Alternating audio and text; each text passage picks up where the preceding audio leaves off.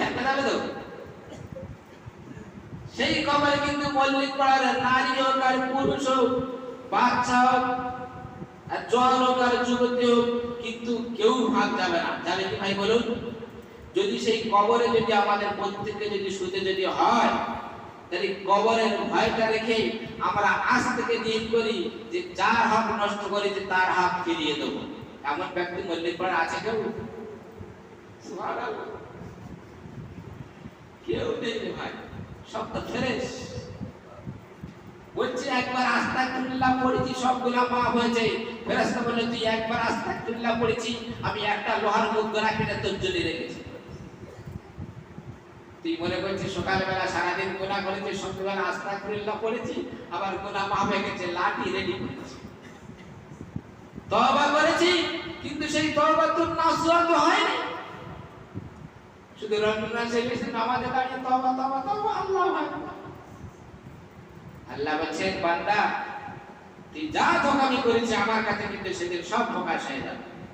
দেখেন না, আজ থেকে কতদিন পূর্বে কি করেছো? আমি বাচ্চাবেলাতে, আমি কিছুদিন আগে, তখন মোবাইল, অ্যান্ড্রয়েড মোবাইল তখন আসেনি, লোক বলতো যে এখানে কথা বললে, আরব থেকে কথা বললে এখানে ফটো দেখা যাবে। চাচারা বলতে এদের কাঁচা করি মাথা, এদের মাথায় কিছু নেই। বলেন নি ভাই? আমিও বলেছি এদের মাথায় কোন কিছু আছে, আরবের লোক আছে এখানে দেখা যাবে। সেটা প্রমাণ হয়েছে না হয়নি? তোমার নানা আরবে ঈদ করছে, নানি বসে বসে দেখছে যে আমার স্বামী ওখানে ঈদ করছে, কত খুশি হবে না? তা যদি তুমি এখান থেকে শুধু আরবে আমেরিকায় বসে আছো, সেখান থেকে তুমি এখানে যদি দেখতে পাও, মহান আল্লাহ বলছেন তুমি কবরে যেদিন থেকে তোমার জ্ঞান হয়েছে, বুঝ হয়েছে, সেদিন থেকে তুমি যা করেছো কবরে শুনে ফেসবুকে তুমি সব দেখতে পাবে, ইন্টারনেটে তুমি সব দেখতে পাবে, কোনো রেহাই নেই।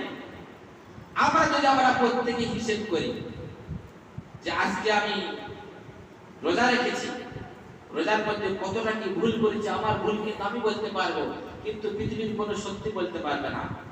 আমি কার বলে জুলুম করেছি, যেদিন থেকে আল্লাহ আমার জ্ঞান দিয়েছে, বিবেক দিয়েছে, বুদ্ধি দিয়েছে, সেদিন থেকে আমি হিসাব যদি করে করে যদি আসি, ইনশাআল্লাহ আমার জিন্দেগি কিন্তু সংশোধন হয়ে যাবে। যে আমি কি অন্যায় করেছি, আমি কার কাছে অন্যায় করেছি। আজ থেকে কিছুদিন পূর্বে দেখবেন যারা হজ করতে যেতেন, তারা কিন্তু বাড়ি বাড়ি গিয়ে বলছে ভাই তোর কাছে যা ভুল করেছি তুই দয়া করে আমাকে ক্ষমা করে দিস, আমি হয়তো আর নাও ফিরতে পারি।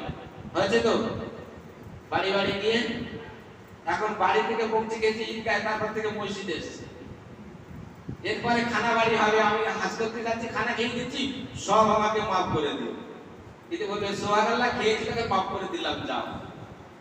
বুঝতে পারছেন ভাই? আমাদের ইসলামে এই জায়গায় পৌঁছে গেছে। আজকে যাকাত আমাদের উপরে ফরজ হয়েছে, সিলা রহমি আমরা একে অপরের সঙ্গে ভ্রাতৃত্ব বজায় রাখা আমাদের ফরজ হয়েছে, কিন্তু সেই দিকে আমরা কিন্তু খেয়াল রাখছি না।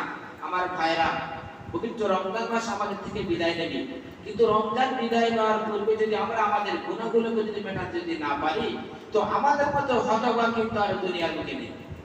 মা বোনদের কাছে বলি, যাদেরকে শ্বশুর শাশুড়ি আছে কমসে কম তাদেরকে একটু খেদমত করুন। দেখা যায় এখন একটা মায়ের 5টা ছেলে, এখন বড়দা বলছে শেষদার কাছে খাবে মা, আর শেষদা বলছে হয়তো ছোটদার কাছে খাবে।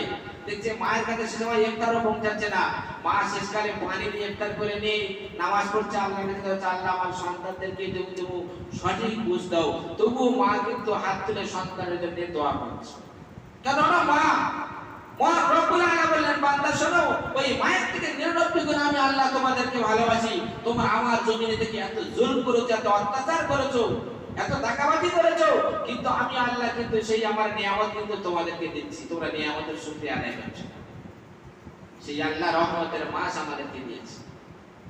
আমরা যত এলাকায় থাকি না কেন, আল্লাহ যতবার মাল তোমরা দাদাগিরি দেখাই না কেন, নৌরীদের মতো দাদাগিরি দেখাতে পারবেন না, ফেরাউনের মতো দাদাগিরি দেখাতে পারবেন না, হামানের মতো দাদাগিরি দেখাতে পারবেন না, কিন্তু সব দাদা কিন্তু শেষ, সব মাটির তলায় কিন্তু শুয়ে আছে।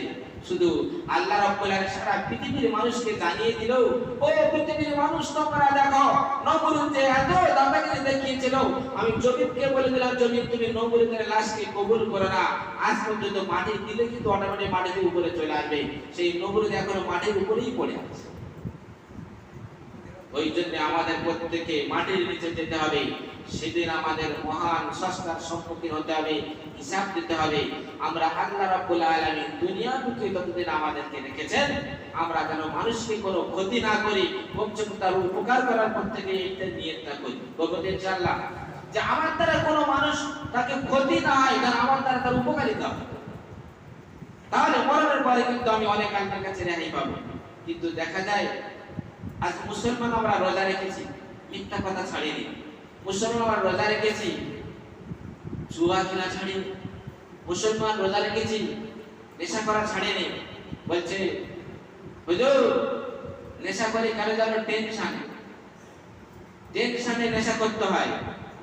আমার মনে হয় যদি টেনশন মুক্ত লোক যদি নেশা করে টেনশনে মুক্ত যদি হয়, তাহলে সব থেকে ভারতবর্ষের প্রধানমন্ত্রীর বেশি মদ খেতে হবে, রাষ্ট্রপতির খেতে হবে, হবে না ভাই? আমার আপনার থেকে তাদের মাথায় টেনশন চাপ বেশি নয়। আর তার সাথে সাথে পুরো এলাকার ইমাম থাকে, ইমাম সাহেবদের বেশি খেতে হবে। কেন? এখানে বিভিন্ন রকমের দল আছে, সব রকমের দল সব রকম বলবে। তাহলে এত টেনশন যে ইমাম সাহেব সবসময় মদ খেয়ে শুয়ে থাকা দরকার, নামাজ পড়ে গেছে নামাজটা পড়ে চলে যাবে। আবার যদি টেনশন মুক্ত মদে যদি হয়, ওই জন্য আল্লাহ পাক মদকে আমাদেরকে হারাম করে দিল, যে হারাম দিন করে দূরে থাকবো। কিন্তু ঈদের নামাজ পড়ার পরে এই মদ যারা খায়, এদের খাওয়ার যাতে সহযোগিতা করে, তাদের জন্য খাস করে দোয়া করবেন। যারা খায়, খাওয়ার জন্য সহযোগিতা করে দোয়া করতে বলছে, এটা দোয়া করবেন। কিন্তু আপনারা বুঝেন, তাহলে যদি আমরা বুঝে যদি কোনো গুনার কাজ যদি করি, তাহলে সেই বুঝে গুনার কাজ করার পরে যদি আল্লাহর কাছে তওবা করি, আল্লাহ কিছু তওবা কবুল করবে। ভাই বলবেন আমরা জানি না যে জিনিসটা।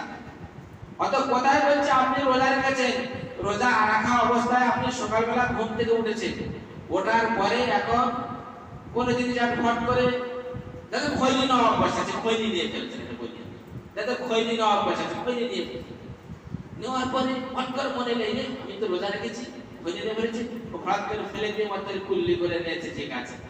তাহলে আল্লাহ আমাদের ওর জন্য সহলত দিলাম, ওর রোজা কোনো ত্রুটি হয় না, রোজা ঠিকই হয়ে যাবে। কিন্তু আপনি জানেন রোজা রেখেছেন, আমার খৈনি নেওয়া নিষেধ, বলছে তো কেউ দেখতে পাই শুধু ঠোঁটে দিয়ে রাখবো, থুতু ফেলবো, করতে যাবে না, ও মাল ভেতর থাকবে।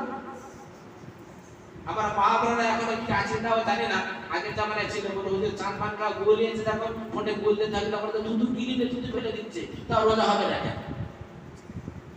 তো ওই জন্যে যদি জেনে যে গুনাহ করা হবে, সে গুনাহ কিন্তু তওবা করলে ক্ষমা হবে না। আমরা প্রত্যেকেই যেসব বিষয় জানি, আল্লাহ আমাদের প্রত্যেকে সঠিক বুঝুক, সেই জেনে সেই গুনাহ করব না। জোরে বলুন,